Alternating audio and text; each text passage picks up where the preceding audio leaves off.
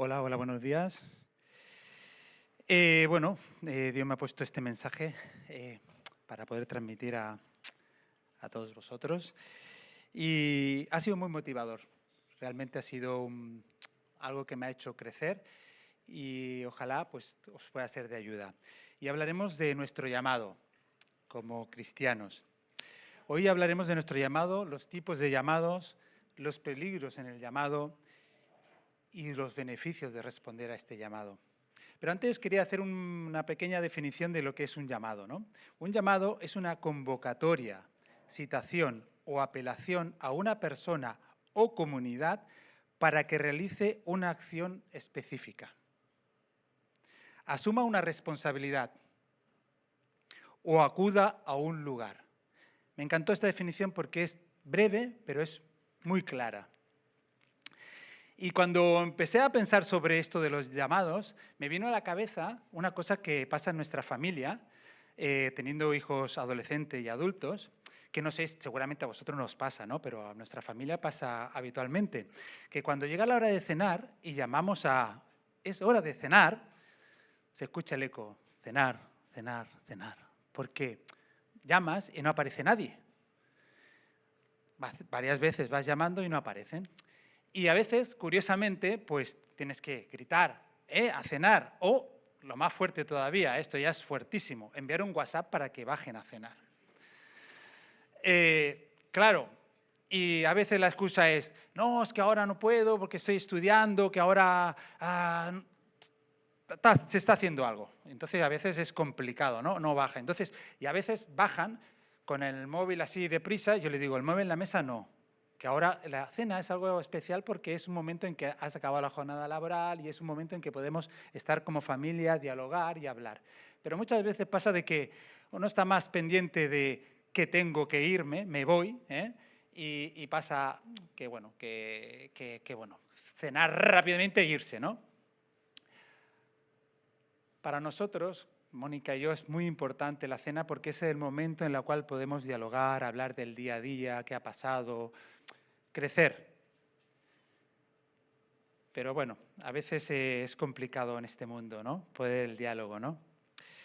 Pero hay un versículo en la Biblia que es muy conocido por todos nosotros, y yo sé que a David le gusta, porque cuando estuvo presidiendo lo compartió, que es Apocalipsis 3:20, que habla del corazón de las personas y utilizamos en el tema del no creyente y abrir su corazón a Jesús, pero este versículo dentro del contexto está dirigido a una iglesia. Y el versículo de Apocalipsis 3:20 dice así, he aquí, yo estoy a la puerta y llamo. Si alguno oye mi voz y abre la puerta, entraré a él, cenaré con él y él conmigo. Brevemente explicaré los tres principales llamados que hay en la Biblia. Podemos poner muchos llamados, pero yo creo que con estos tres llamados engloban a todos los demás tipos de llamados, como veréis. El primero y más importante, lógicamente, es el llamado a la salvación. Ese es el primero y fundamental. Y es una invitación de Dios a todas las personas para arrepentirse, creer en Jesucristo y recibir el perdón y vida eterna. Utilizamos el Apocalipsis 3:20 para esto, ¿no? La imagen de Jesús.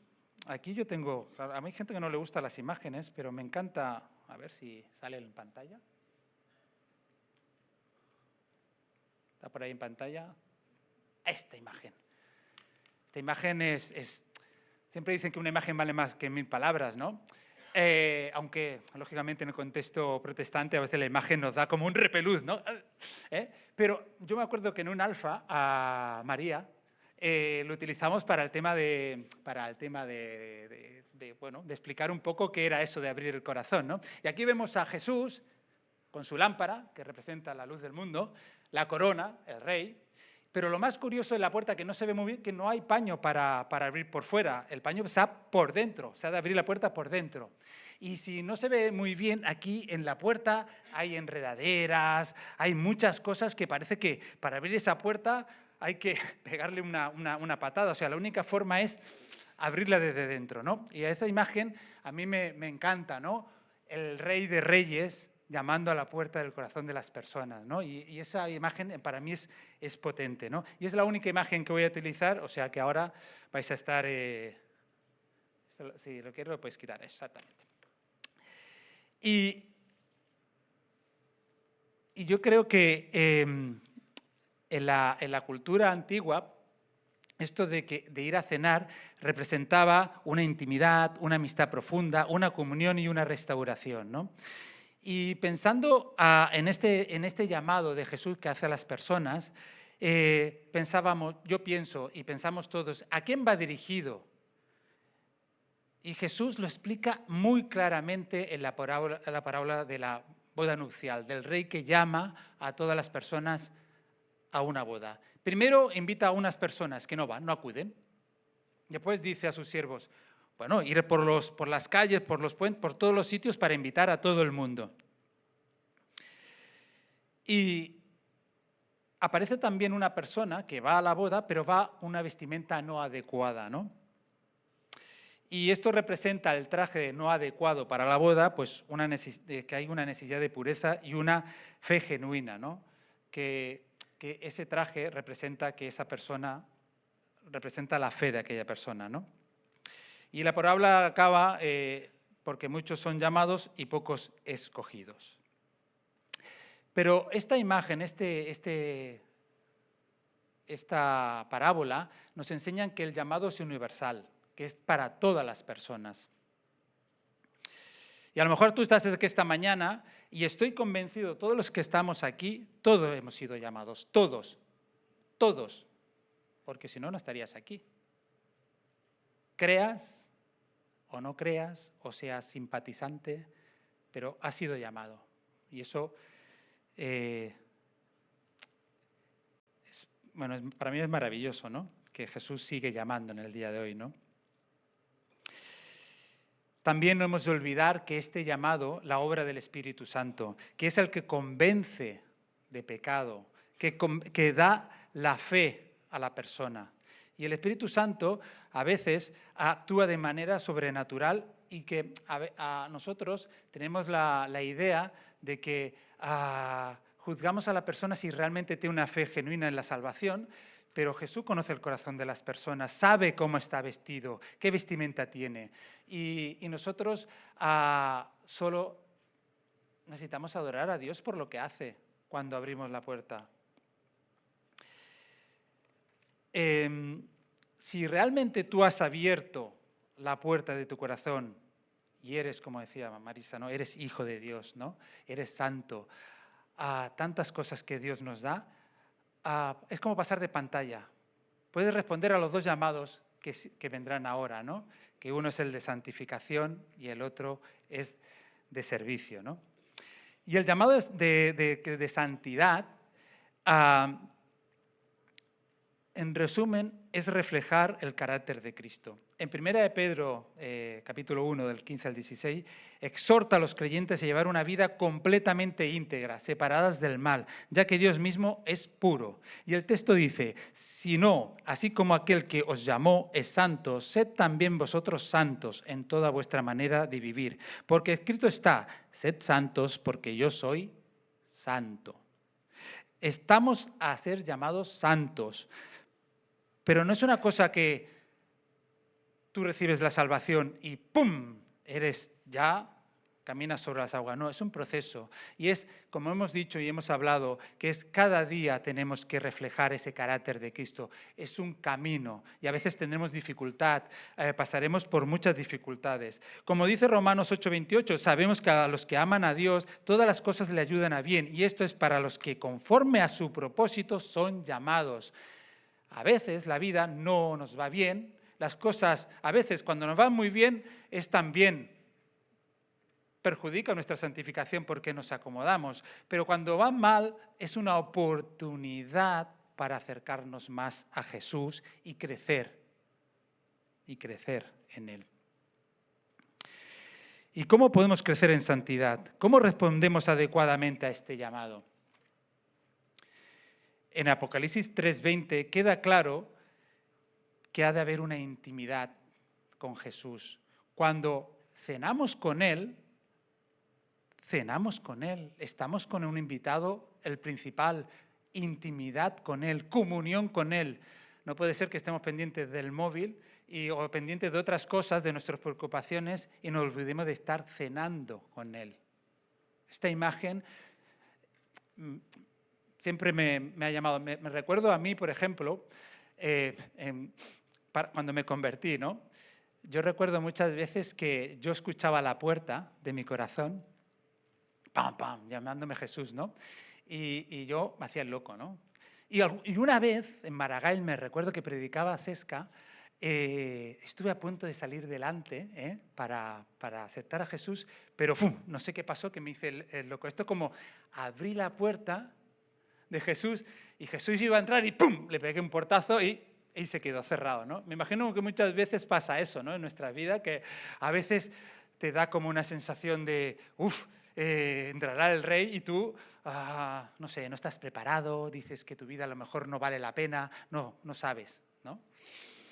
Pero cuando lo dejé entrar en mi vida, me di cuenta de que quería esa intimidad y realmente disfruté de su presencia, disfruté y disfruto actualmente de su presencia, de poder seguir creciendo en sus enseñanzas, en reflejar su carácter a las personas.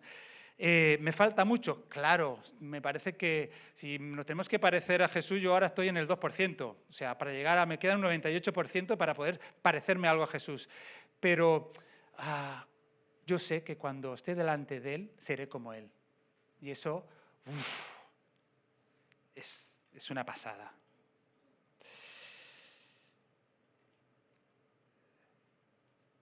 En definitiva, la santificación es reflejar el amor de Jesús.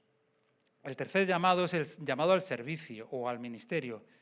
Este llamado, si los dos primeros, no tiene sentido.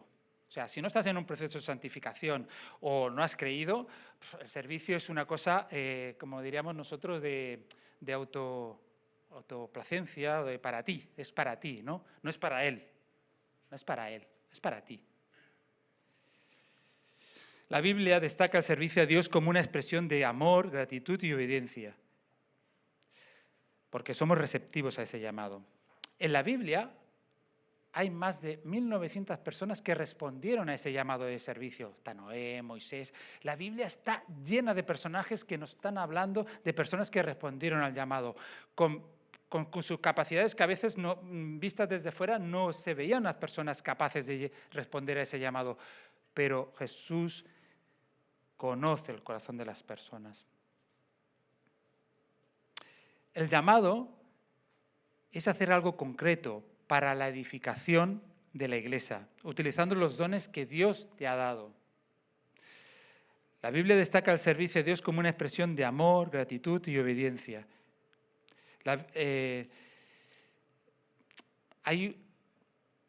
¿Qué pasa cuando nosotros respondemos a ese llamado? ¿Qué pasa en nuestro corazón cuando respondemos a ese llamado?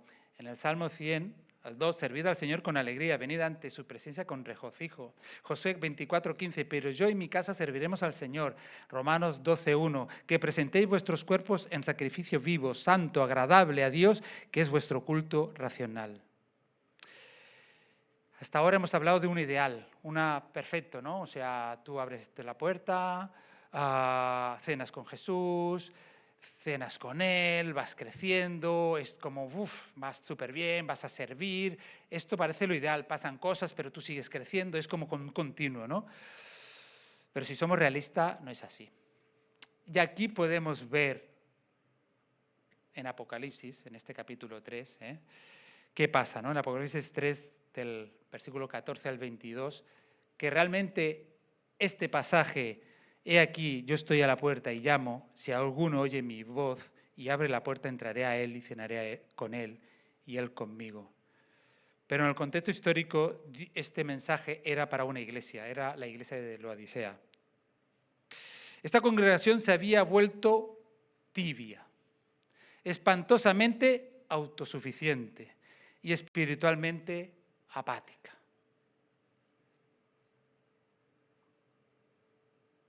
No sé, pero esto pasa, Pasa, No es una cosa que lo esté yo aquí, ya pasaba. Y pasa a veces en esta comunidad eso, ¿no? La apatía espiritual. Muchas veces somos apáticos como comunidad. Nos falta, falta algo, ¿no? Pero al decirles que está fuera de la puerta, Jesús ilustra cómo ellos lo habían dejado fuera de sus vidas a pesar de profesar la fe.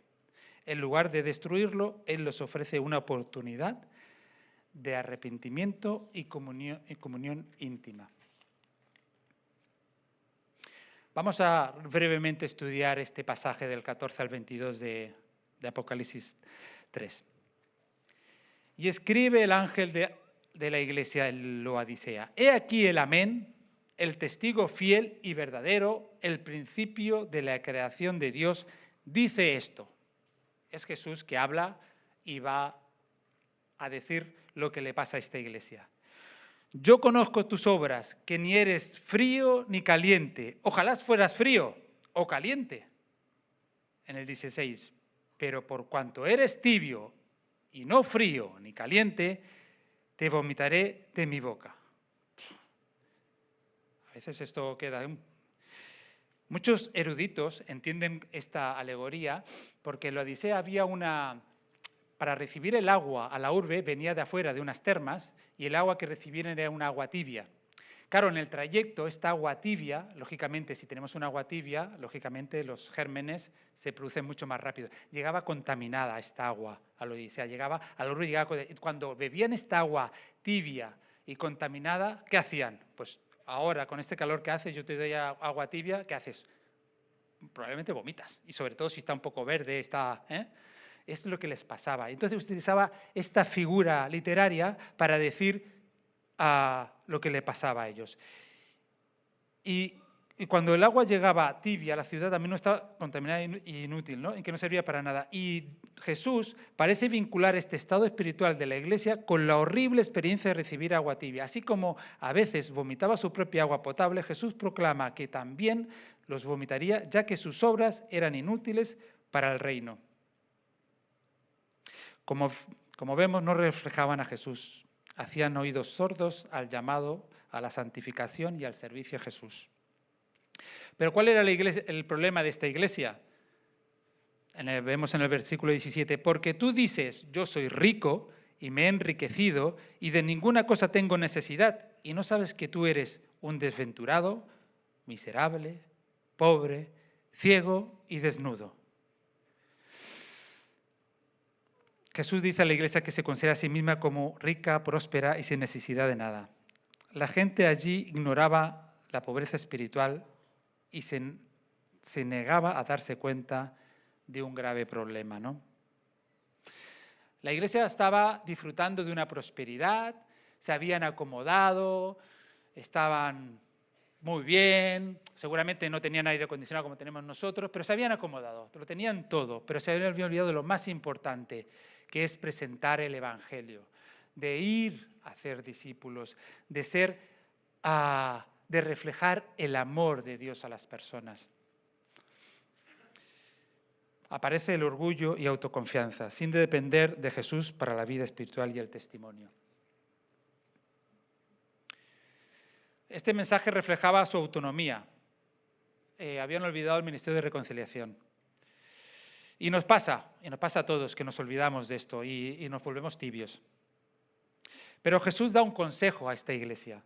Por tanto, yo te aconsejo, en el 18, yo te aconsejo que de mí compres oro refinado en fuego para que seas rico y vestiduras blancas para vestirte y que no se descubra la vergüenza de tu desnudez y unge tus ojos con colirio para que veas. Aquí en Apocalipsis 3:18 aconseja 3 cosas. Oro refinado, que significa fe probada. Vestiduras blancas, pureza. Y colirio, discernimiento espiritual. Todos, muchas veces nos falta ese discernimiento espiritual, ¿no? A veces, antes de entrar a la iglesia, a veces tendríamos que tener colirio o manzanilla y ponernos en los ojos porque nos falta mucha discernimiento espiritual. Todos, yo el primero. Y tenemos que buscar ese discernimiento espiritual, que está en la palabra. Y en el siguiente versículo advierte en el 19, yo reprendo y castigo a todos los que amo. Sé pues celoso y arrepiéntete. Reprende Jesús a la iglesia de su letargo espiritual y le exige abandonar esa tibieza y ser celosos y arrepentirse. Este pasaje revela también el amor de Dios. O sea, Él no los castiga, podría castigarlo y decirle, bueno, fuera. No, les da una oportunidad. Como un padre amoroso, ¿no? Que reprende a su hijo, pero es por amor. Y aquí cuando aparece el famoso Apocalipsis 3:20. He aquí, yo estoy a la puerta y llamo. Si alguno oye mi voz y abre la puerta, entraré a él y cenaré con él y él conmigo. En este contexto Jesús lanza una severa advertencia a la iglesia, yo estoy a la puerta y llamo. Es un toque de atención a una iglesia que se había olvidado de su presencia. Pero curiosamente, ¿os fijáis que estaba hablando a la iglesia y de repente en este versículo, ¡pum!, cambia a una perspectiva individual, no colectiva. Si alguno oye mi voz, no dice, si oyen mi voz, no dice eso, dice, si alguno oye mi voz y abre la puerta, aquí habla de una cosa más individual. Es una responsabilidad individual de cada creyente, de arrepentirse. Lógicamente actuamos con comunidad, que hay unos responsables en la comunidad, pero también es una responsabilidad de toda la iglesia. O sea, toda la iglesia individualmente, cada uno de nosotros nos tenemos que arrepentir de aquellas cosas que nos hacen volver tibios, de no predicar la palabra, de estar más centrados en el deporte, que está bien, que no pasa nada, a mí me encanta el deporte y ver el Mundial pues me gusta, pero que sea una primicia, las redes sociales, relaciones que no nos llevan a ningún sitio y nos volvemos tibios, nos volvemos que no transmitimos ni reflejamos el amor de Jesús.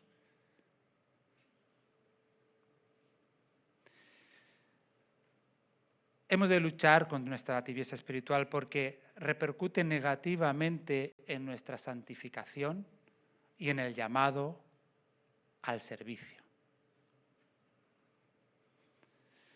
Pero todo no son cosas malas, porque si respondemos positivamente, ¿hay algún beneficio?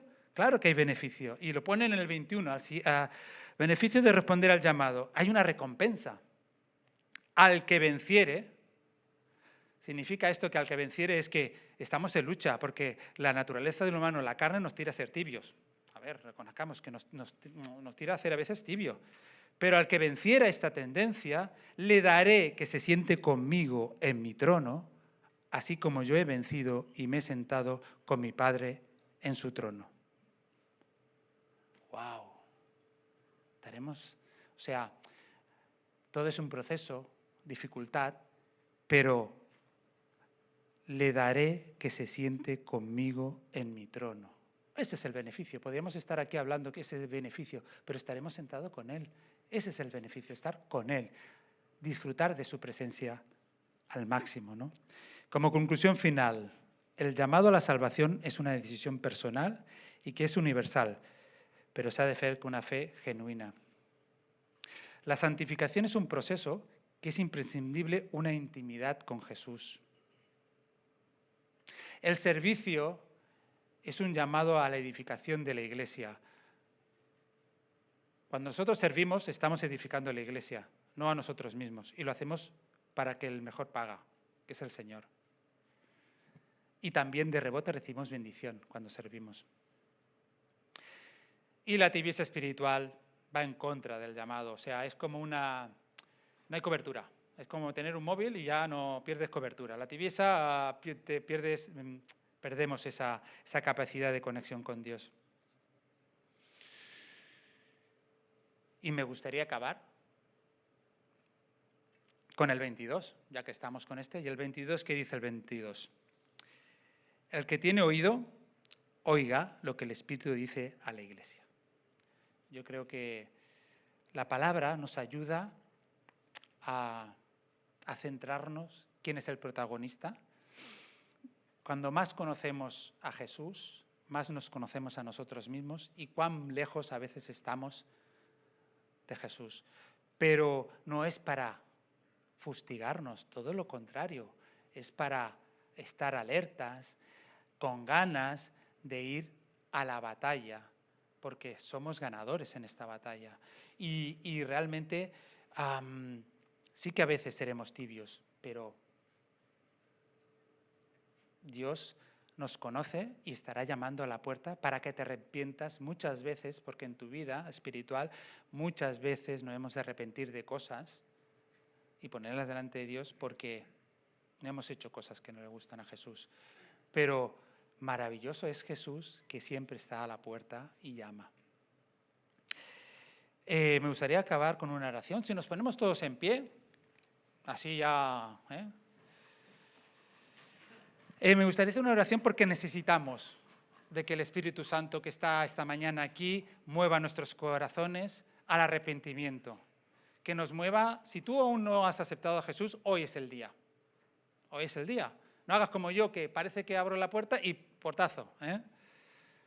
Ábrele. Yo la abrí y no sabía qué pasaría con mi vida, pero aquí estoy, ¿no? Y si como creyentes te falta esas cosas que a través de oído, pues ponlo delante de Dios y ahora es el momento. Y si cerramos los ojos, siempre nos concentraremos más en la oración y podemos pedirle a Dios pues lo que necesitamos. Pues Señor y Padre, nos ponemos delante de ti, arrodillando nuestros corazones. Reconocemos, Señor, que nos equivocamos, hacemos cosas que no te gustan, Señor. Te olvidamos, te apartamos, pero Señor, te amamos, Señor. Queremos tener una relación íntima contigo. Entra en nuestro corazón, cambia aquello que tú no te guste, Señor. Muévenos a tu gloria, muévenos a proclamarte, Señor. Muévenos a que tú seas el protagonista de nuestras vidas y no nosotros, Señor. Quita nuestro orgullo, Señor. Danos humildad, danos fe, Señor, para creer más en ti, Señor. Somos débiles, somos personas que no llegamos a lo que tú quieres de nosotros, Señor. Nos amas a pesar de cómo somos, Señor, y te damos gracias por ello, Señor. Pero queremos crecer más en ti, Señor. Ayúdanos, Señor, porque por nosotros mismos no podemos, Señor. Presentamos nuestra vida delante de ti para que tú la transformes, la cambies, Señor, y movilices todo aquello, todos nuestros talentos, todos nuestros dones, Señor, para tu gloria, Señor, y que tú seas el protagonista, Señor, y te lo pedimos en el precioso nombre de Jesús. Amén. Pues gracias, hermanos.